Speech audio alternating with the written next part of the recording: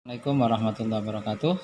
Anak-anakku yang soleh dan solehah, kita masih tetap di pelajaran 10, tapi tentang kisah keteladanan Nabi Zakaria. Untuk itu mari kita berdoa dulu sebelum kita mulai pelajaran. Bismillahirrahmanirrahim. Rabbishrah li sadri wa yassir li amri wahlul 'uqdatam min lisani yafqahu qawli. Rabbi zidni ilma warzuqni fahma birahmatika ya arhamar rahimin. Amin. Selanjutnya silakan kalian simak video berikut di bawah ini.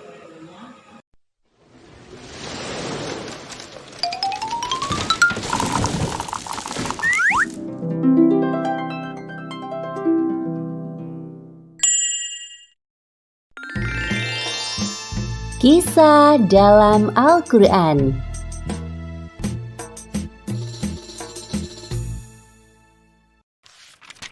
Kisah Nabi Zakaria alaihi salam. Kekuatan doa Nabi Zakaria alaihi salam. Kisah ini disebutkan beberapa kali dalam Al-Quran. Salah satunya dalam surat Maryam ayat 1 hingga 10. Diceritakan bahwa Nabi Zakaria dan istrinya telah lama menanti kehadiran seorang anak dalam pernikahan mereka. Sekian tahun berlalu, beliau berdoa dan belum dikabulkan oleh Allah.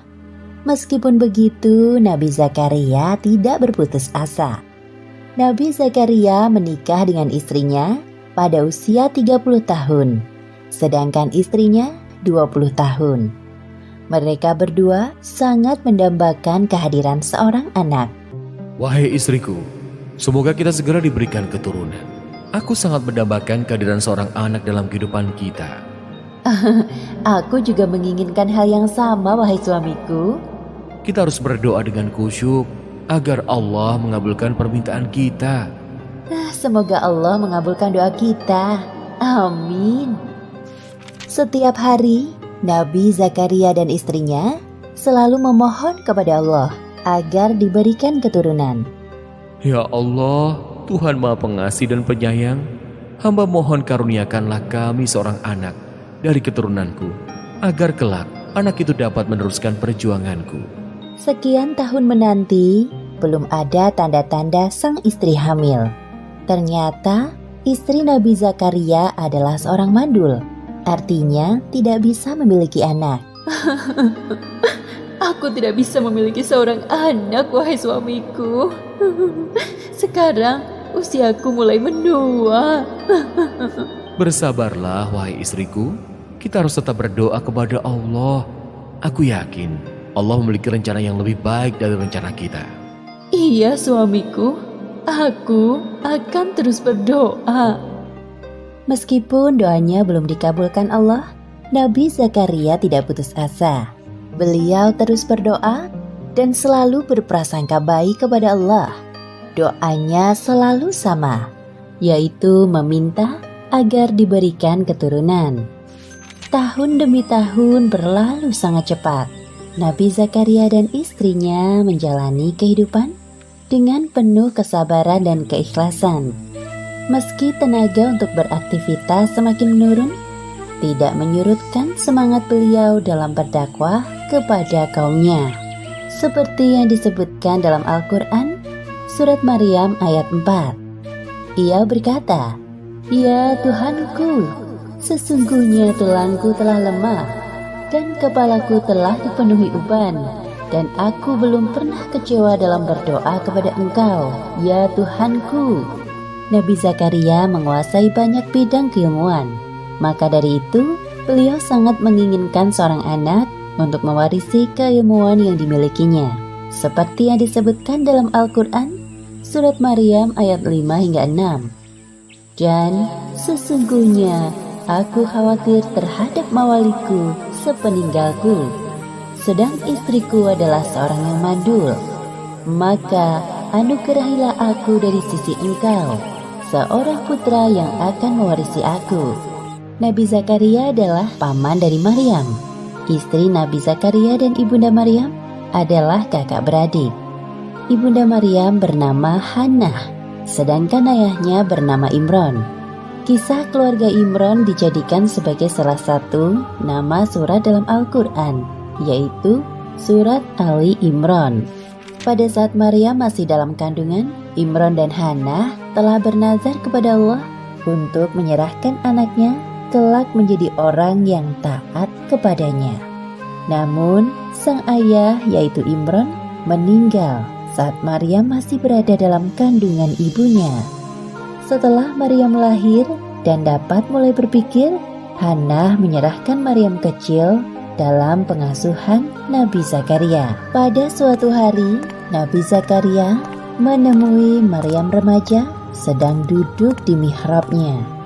Beliau memperhatikan ada banyak makanan di dekat Maryam. Karena penasaran, Nabi Zakaria bertanya kepada Maryam, "Wahai Maryam, dari mana kamu memperoleh makanan ini?" "Makanan itu dari sisi Allah.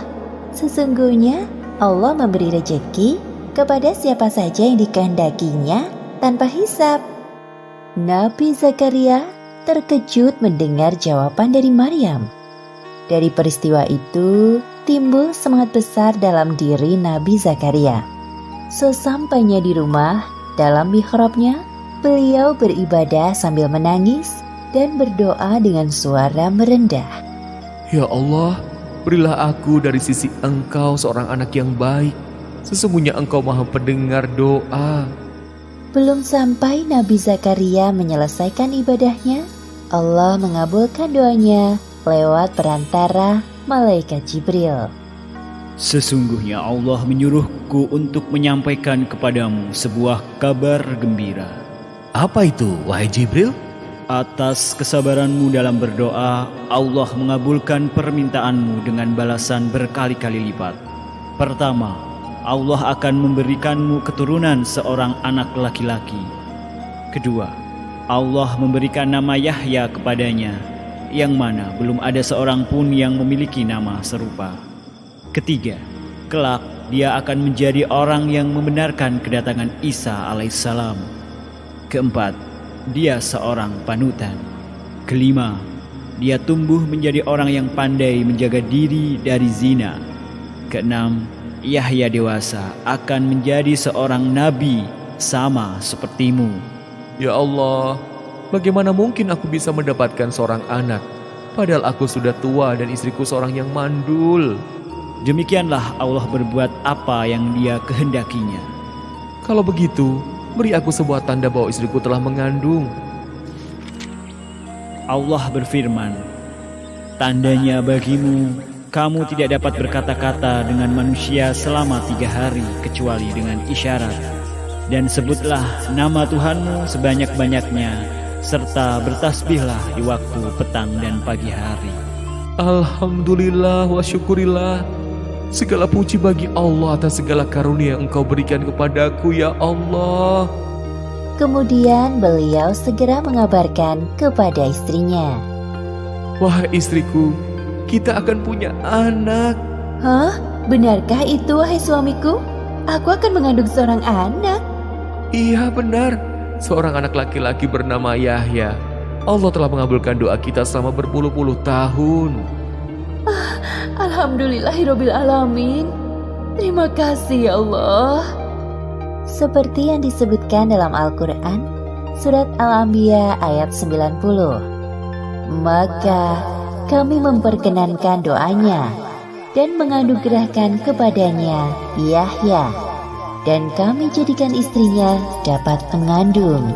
Sesungguhnya mereka adalah orang-orang yang selalu bersegera dalam mengerjakan perbuatan-perbuatan baik, dan mereka berdoa kepada kami dengan harap dan cemas, dan mereka adalah orang-orang yang khusyuk kepada kami.